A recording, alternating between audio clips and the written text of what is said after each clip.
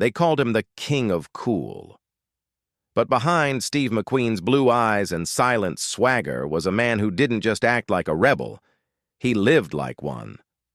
When he died in 1980, the world believed he left behind nothing but dust, debt, and broken dreams.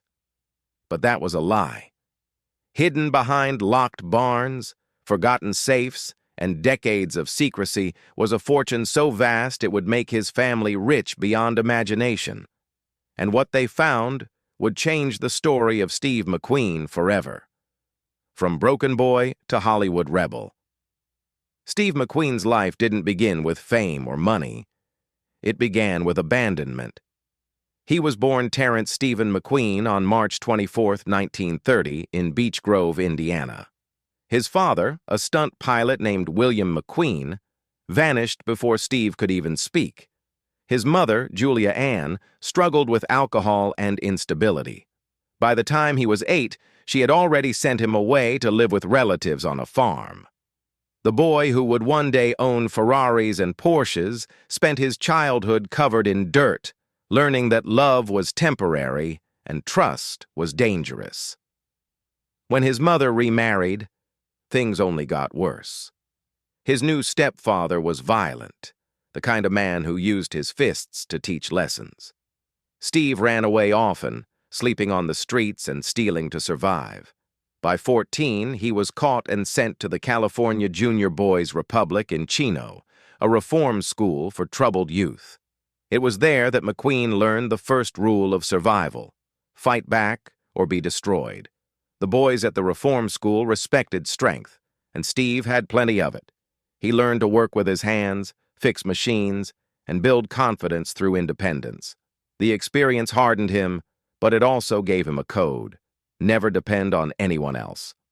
Decades later, when he became one of the most powerful stars in Hollywood, that code would shape every decision he made and every dollar he saved. After leaving the reform school, McQueen joined the Marines. He was rebellious, reckless, and constantly in trouble. He got thrown into the brig several times for disobeying orders, but he also learned discipline, the kind that came from facing real danger. In 1950, he was honorably discharged. He had no money, no education, and no clear direction, but what he did have was grit, and that would take him all the way to Hollywood. In New York, he studied acting using the GI Bill, training under Sanford Meisner. He raced motorcycles on weekends to pay his bills, earning a reputation as fearless. One crash nearly killed him, but he kept racing. He wasn't chasing fame. He was chasing freedom. By the mid-1950s, he started landing small roles on TV. Then, in 1958, his breakout came with the Western series Wanted, Dead or Alive.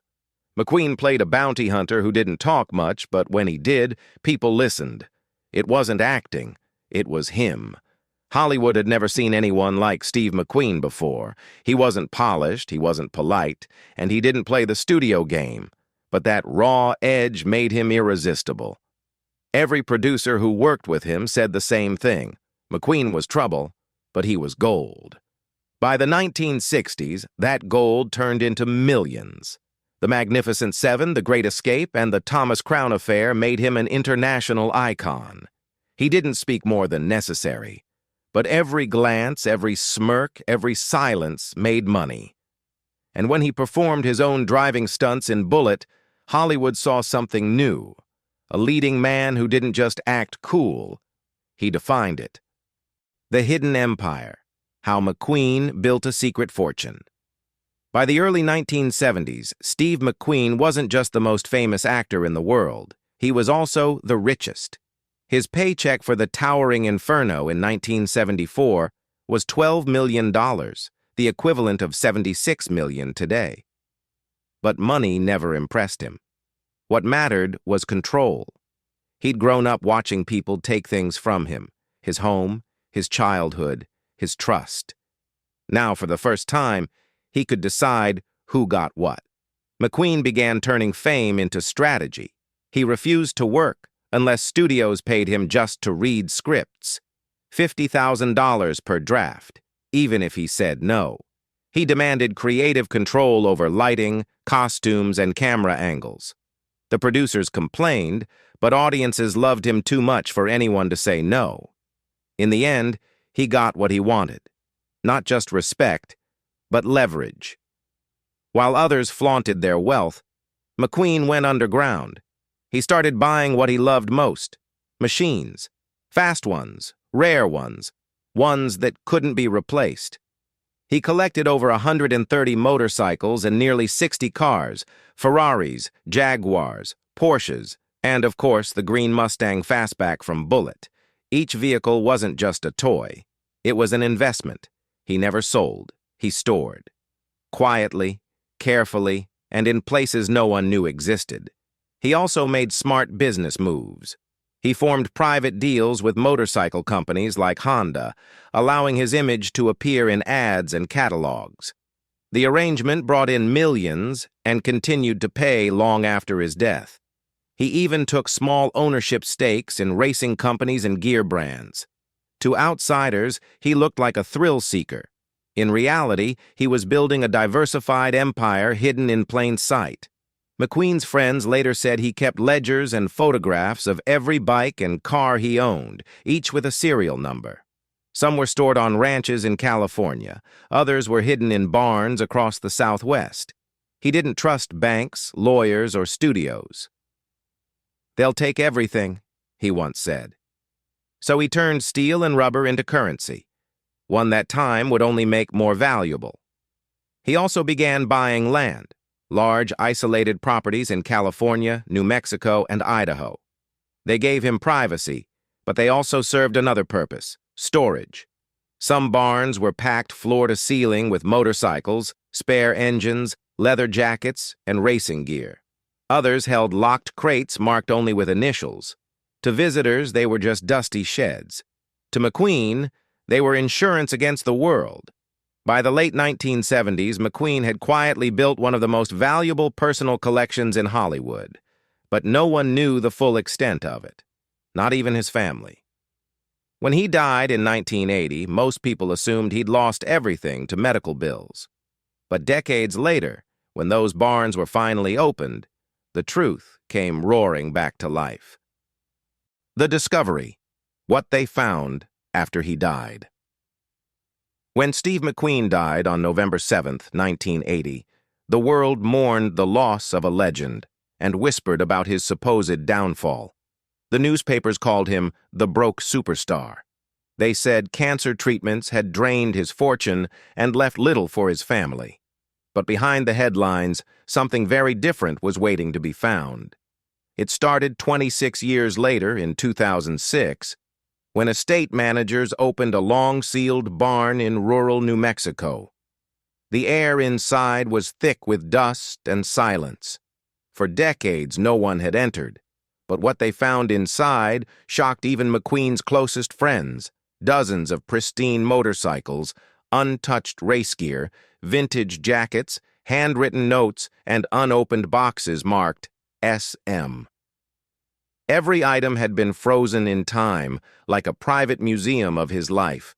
Experts called it one of the most valuable celebrity discoveries in Hollywood history. Inside those barns were rare Triumphs, Husqvarnas, and Indians, over 130 motorcycles in total. Some had been customized specifically for McQueen. Others had never even been ridden. There were also cars: Ferraris, Jaguars, and the original Mustang from Bullitt, one Porsche 917K, once used for the film Le Mans, later sold for over $14 million. Every discovery added millions more to the value of his estate. The barn also held his personal memorabilia: scripts with notes in his handwriting, letters to friends, leather racing suits, and watches, including his famous Heuer Monaco. That single watch, worn in Le Mans, would later sell at auction for more than $2 million. Another Rolex Submariner went for nearly $250,000. Each object carried not just material worth, but emotional weight, reminders of a man who had lived life on his own terms. As experts cataloged the collection, they realized McQueen had created something unprecedented, a time capsule of cool. Every object told part of his story: the rebel, the racer, the loner, the star. Together, they painted a portrait of a man who had prepared for his death without saying a word. He hadn't trusted lawyers or accountants to guard his fortune. He trusted steel, leather, and engines. What astonished everyone was how much these hidden assets were worth. Appraisers estimated the New Mexico barn alone contained more than $30 million worth of collectibles. And that was just one location. Similar discoveries followed, smaller, quieter, but just as revealing. Forgotten safes, storage units, and even film reels turned up over the years, each adding more pieces to the puzzle of McQueen's secret wealth. It was as if the man who had spent his life running from poverty had left behind a map, one that would take decades to fully read. And when the estate finally realized how much they had, the myth of the broke superstar vanished forever. Steve McQueen hadn't died poor. He'd died rich, just very quietly.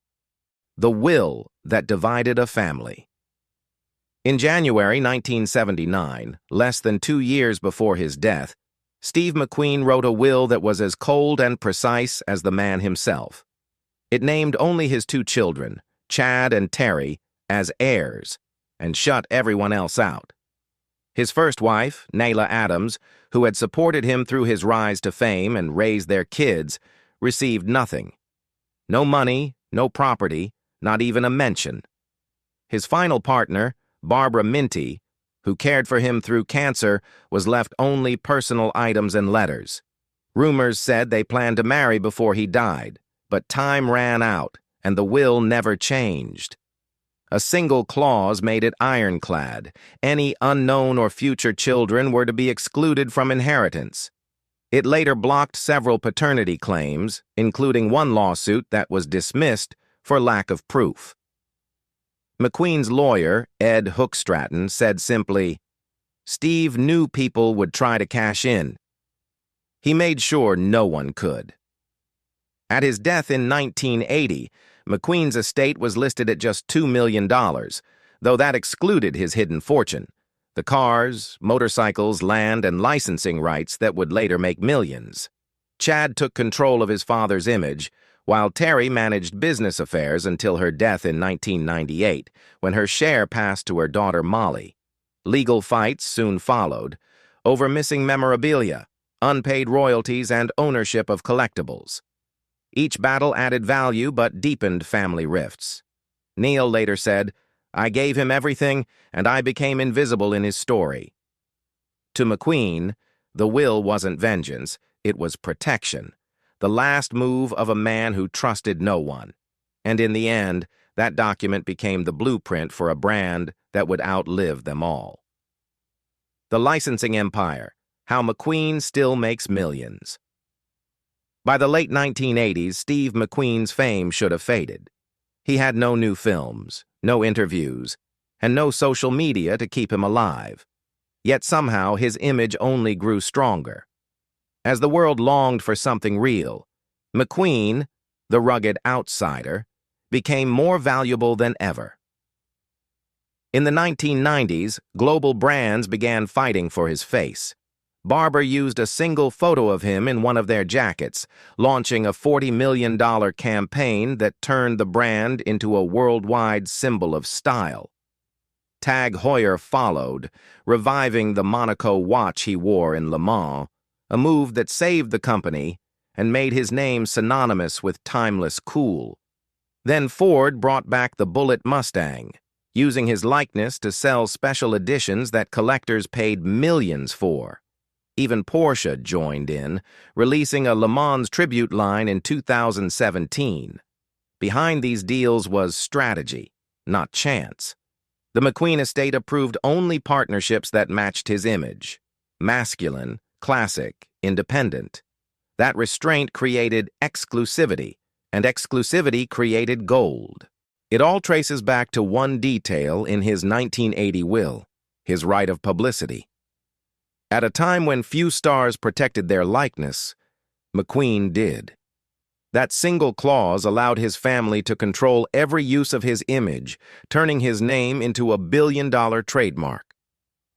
Through Greenlight Licensing Group, his estate guards the brand, fights counterfeits, and negotiates with corporations. His son, Chad McQueen, took over in the 1990s, expanding licensing into watches, cars, fashion, and racing gear. Under Chad's leadership, Steve's image became more than nostalgia. It became a business model. Today, McQueen's face still sells across America, Europe, and Japan. From denim ads to luxury fragrances, his legacy earns millions each year. The reason is simple. Steve McQueen was never manufactured. He was real. And real never goes out of style. The heirs who got filthy rich. When Steve McQueen died in 1980, his family had no idea the quiet storm that was coming. There were no lawsuits or mansion battles, just sealed papers and the careful management of a name that would turn into a gold mine. What started as a modest estate slowly became a multi-million-dollar empire, making the McQueens one of Hollywood's richest families. At the center stands Chad McQueen, Steve's only son. Born in 1960, he grew up racing beside his father and later became the guardian of his legacy. Through McQueen Racing LLC, Chad turned his father's image into a brand, partnering with major companies for cars, bikes, and fashion lines. Today, his fortune exceeds $45 million, all rooted in the empire Steve built quietly. Terry McQueen, Steve's daughter, chose life behind the scenes at Universal Studios. Before her death in 1998 at just 38, she ensured her share passed to her daughter Molly McQueen, who now represents the third generation. Molly, an actress and producer, helps manage licensing deals and keeps her grandfather's image authentic and profitable. Steve's widow, Barbara Minty, also joined the effort. Though she received few assets, her book, Steve McQueen, The Last Mile, became a bestseller, and she later gained limited royalties for helping preserve his legacy. Even Nyla Adams, Steve's first wife, remains tied through their children. He wanted peace, she once said, but what he left behind was power. Today, the McQueen estate exceeds $200 million. His collectibles alone, the Bullitt Mustang that sold for $37 million, his Le Mans suit, and personal watches, keep adding value. Steve never planned to build an empire. He simply followed instinct. Yet 4 decades later, that instinct made his family richer than he ever imagined, turning rebellion into immortality. So here's the question. Do you think Steve McQueen planned it all, or was it just luck born from rebellion? Let me know what you think in the comments below. And if you enjoyed this story, don't forget to like, share, and subscribe for more untold Hollywood legends.